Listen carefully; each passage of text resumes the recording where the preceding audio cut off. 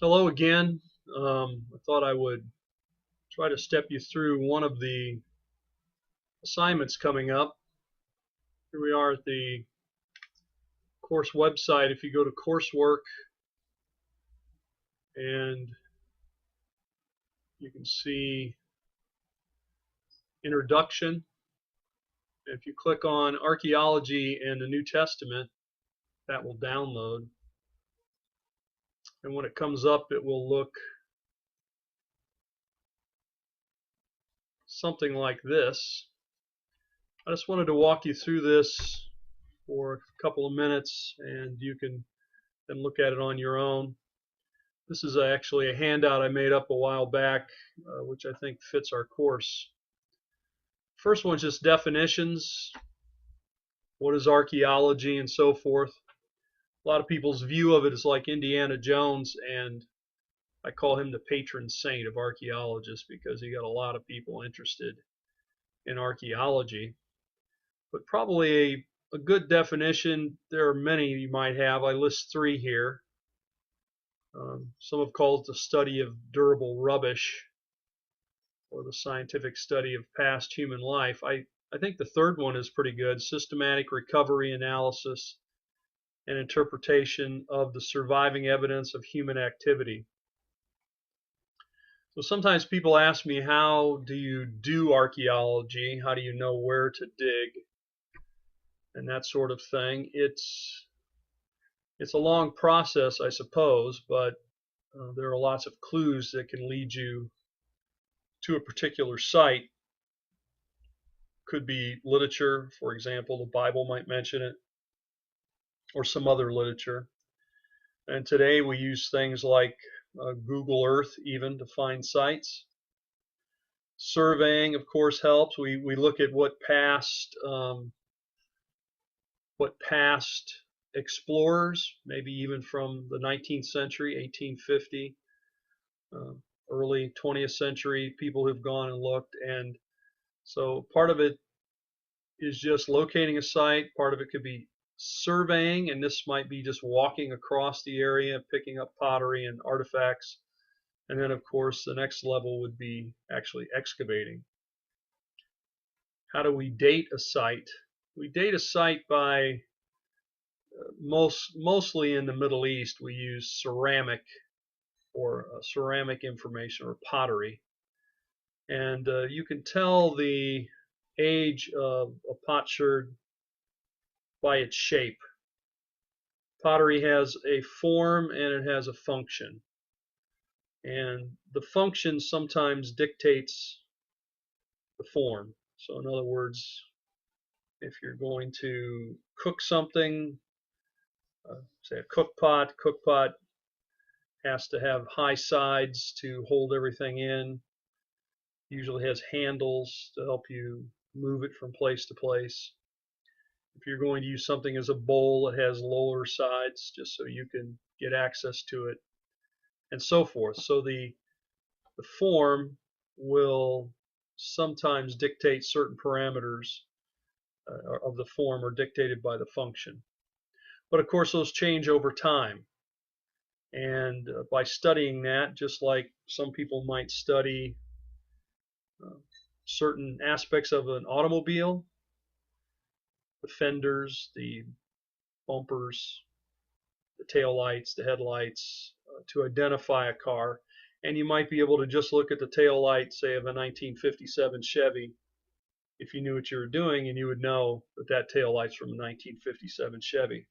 So people who study the pottery really get to know the individual pieces of the pottery and what they were a part of and what they date to.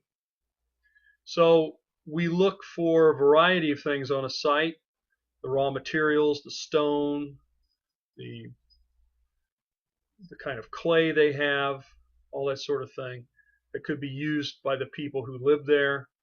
Occupational debris mainly means what people have left behind, roughly their garbage or what's broken or what they've tossed out.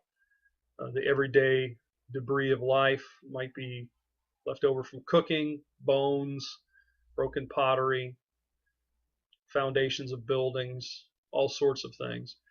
We sometimes find human remains, parts of bodies, skulls, coffins, objects of art, things that people made and treasured. Of course, we find a lot of pottery and broken pieces of pottery, sometimes buildings, cornerstones. Inscriptions are somewhat rare to find, along with written documents. We might find some, usually not lengthy. If you do, then that's a pretty spectacular find. We also find a lot of tools and weapons. These could be made out of stone or metal, bronze. In later periods, we find a lot of coins. Botanical remains, things like seeds and other plant remains that let us figure out what the people were eating. Cult objects are religious objects, statues or figurines, fortifications like walls and so forth. So there's all sorts of things that we find. The question is, what's the value of this for the Bible and particularly for the New Testament?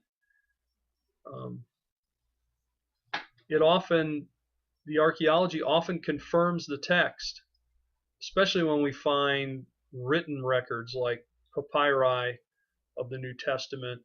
We find the actual text and we can date it, for example, John Ryland's papyri to the early 2nd century and see what the text actually looks like. But it also provides us with a lot of cultural data. Jesus tells a lot of parables, and we can figure out how they did agriculture at the time, how they took care of animals and so forth, and see how that relates to what we find in the Bible, along with religious practices. It sometimes can directly confirm the historicity of the New Testament text. And I have down here Polytarch inscription, Acts 17. Some of the PowerPoints I have will go into this in more detail, but Acts 17 actually has a Greek word, hapax legomena, Polytarch. And for a long time, people thought this was a mistake, that there was no such word. Nobody knew of the word. But then, in fact, they found that this was a very particular word that was used in the area of Thessalonica. It was found in an inscription on one of the entranceways to the city. And of course, since that time, obviously, it's confirmed the text that, in fact, Luke uses a very specific term to that geographic area. The Bible not only can confirm the text, but perhaps even a bigger part of it, it can illuminate and illustrate the New Testament. And we see that with the ideas that we find about the historical background of zealots and what we find at Masada, where many of the zealots fled to after the first Jewish revolt. We see, for example, the roads that Paul walked on, like the Ignatian Way, the kind of boats that he would be on. We get an appreciation for how much stamina he had, how hard he had to work. It also brings us a deeper understanding of the customs and practices of the day. Qumran practices, we find out the ritual baths of the Essenes. On the cover of our course on Sakai, I've got a picture of the so-called Jesus boat that was found. Dates to the 1st century, gives us an idea of what kind of boats they used, fishing practices. We go to certain sites like Ephesus, you can see where Paul lived, and in Acts 19 you can see where the theater stood in Ephesus, and you get an idea of the size of it and so forth. Many of the parables that Jesus told can be illustrated through archaeology. I remember when I was a kid and I heard about the parable of the lamps, I envisioned oil lamps that I had seen that were made out of glass. Of course, that's not what they look like at all. We get to see the kind of clay lamps that they would use. The study of archaeology also can help provide verisimilitude. Verisimilitude is a word that means that it fits its time and its place. Fitting its time. So it's easier to say what's not verisimilitude. It's anachronistic. So if you have an old Western, a guy is riding on a horse, and they take a shot looking up at him. You see up in the sky the trail of a jet in the sky. That's not verisimilitude. Verisimilitude means everything fits. Or you hear a cell phone ring and something's supposed to be happening in medieval times. Verisimilitude means that as we study the culture, the archaeology, the historical setting, that we figure out what this is like. So there are a lot of negative examples there. Now the next part here is talking about McCrae. I'll let you talk about that on your own. Think about it on your own. The New Testament talks about the geographic setting and so forth. Al Hurt, in another book on Old Testament archaeology, talks about misconceptions about archaeologists. I'll let you read that. And then this last part before we go is Yamauchi's has a book called The Stones and the Scriptures. And I studied with Dr. Yamauchi, my mentor. He talks about the fragmentary nature of evidence. Sometimes people say when they haven't found something, then that it didn't happen. So in other words, he talks about the negative evidence. So that's what these circles are supposed to be. You've got the Bible, you've got inscriptions, you've got material, you see where they overlap. I don't have it on there very well, but that's what it's supposed to mean. So there's only a fragmentary nature of the evidence, especially from archaeology as it relates to the Bible. Only a fraction of what was there in the past survives today. It was burned or whatever. It was destroyed. It was eroded.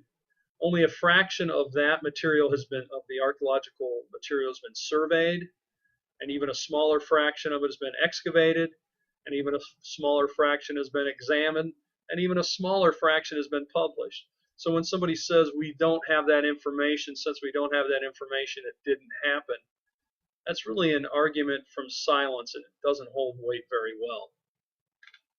Well, this is a quick overview of this. You'll also see on it a short bibliography for some more information. But I wanted to give you this idea just to overview, and hopefully you'll look this over on your own. If you have any questions, remember you can always send me an email, and I'll try to answer those. All right. Have a great day.